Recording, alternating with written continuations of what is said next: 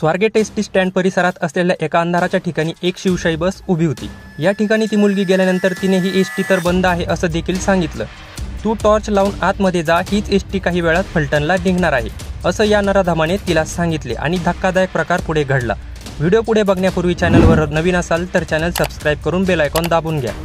पुण्यामध्ये आज पहाटे 5:30 वाजता स्वारगेट बस स्टँडवर उभ्या असणाऱ्या शिवशाही बसमध्ये वाईट कृत्य केल्याची धक्कादायक आणि संतापजनक घटना घडली आहे। तरुण मुलगी एकटीच असल्याचा फायदा घेत नराधमाने तरुणीवर वाईट कृत्य केले आहे। त्यानंतर तेथून पळ काढला। या प्रकरणानंतर पुण्यात एकच खळबळ उडाली आहे। पुणे पोलिसांकडून आरोपीचा शोध घेण्यात येत आहे। 26 वर्षीय तरुणी पुण्यातून फलटणच्या दिशेने निघाली होती। स्वारगेट एसटी स्टँड परिसरात आल्यानंतर एका ठिकाणी ती थांबली होती। त्यावेळी एका अनोखी व्यक्तीने तिला फलटणला जाणारी एसटी बस दुसऱ्या ठिकाणी थांबली असल्याचं सांगितलं। माझी एसटी याच ठिकाणी थांबते, तिकडे जाणार नाही असं त्या मुलीने त्याला सांगितलं। मात्र एकट्या मुलीचा फायदा घेत त्या तरुणाने तिच्या शब्दात अडकवले। तू टॉर्च लावून आतमध्ये जा, हीच एसटी काही वेळात फलटणला निघणार आहे असं या नराधमाने तिला सांगितले आणि स्वतः सुद्धा बसमध्ये शिरला। त्याने तिच्यावर जबरदस्ती केली आणि त्यानंतर तो तिथून पसार झाला।